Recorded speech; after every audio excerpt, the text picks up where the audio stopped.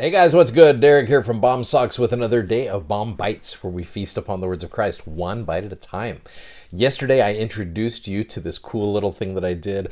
It's called Verses. It's got 16 power verses from the book of Deuteronomy that Moses shares with the children of Israel back then, and they still have power to us today.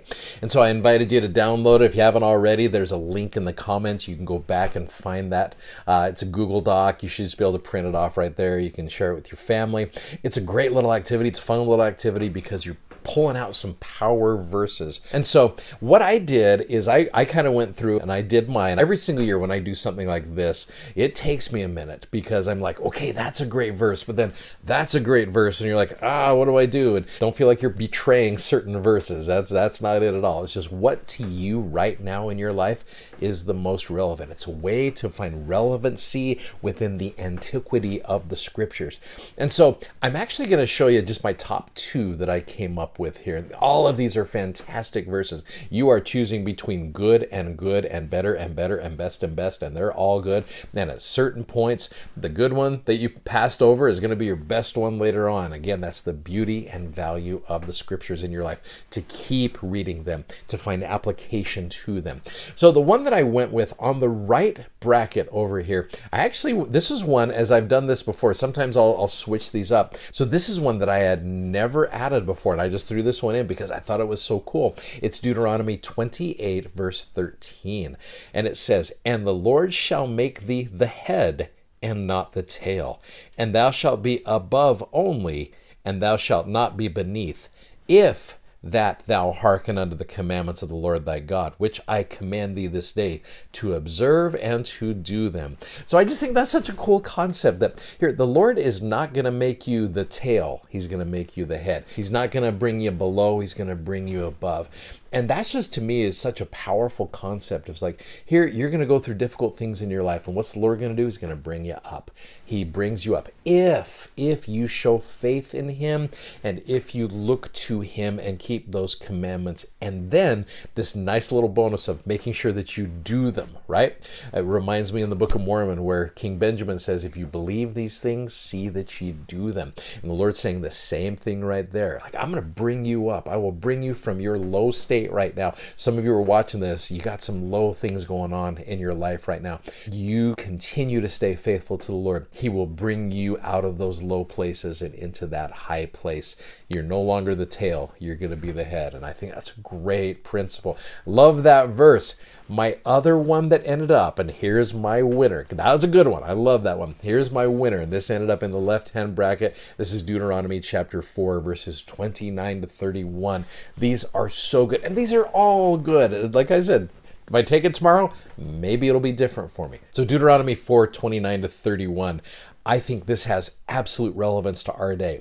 "But if from thence thou shalt seek the Lord thy God, thou shalt find him." There are so many times where I've said, and my students and I have talked about this, how Jesus is really bad at playing hide and seek. If you seek him, you're going to find him. He always wants to be found. "If thou seek him with all thy heart and with all thy soul, when thou art in tribulation," not if, but when thou art in tribulation, "and all these things are come upon thee, even in the latter days." This shows you the relevance of this.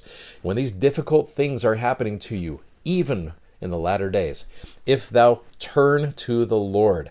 The footnote there says repent and return. It reminds me of President Nelson inviting us to repent on a daily basis.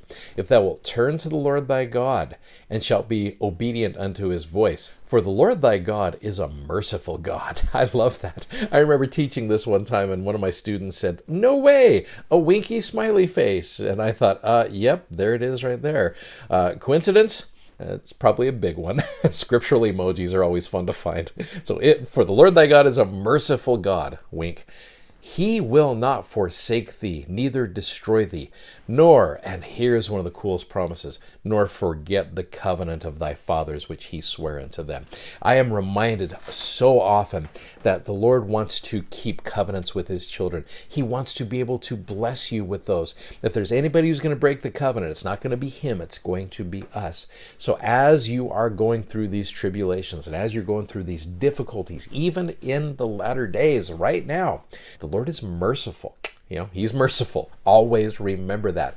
And he will not forget the covenant which he started with Abraham, Isaac, and Jacob. This is important to Moses. Moses understands the importance of the covenants to the children of Israel. And he keeps reminding them. He's like, look, guys, don't focus so much on the negativity, but you focus on the covenant in our own lives. If we will focus on the covenants that we make, the Lord will not forsake us, and things will turn out better than we can ever imagine. So that's kind of why these 3 verses right here ended up in my number 1 spot. And again, if I do it again another day, maybe it might be a different one for me.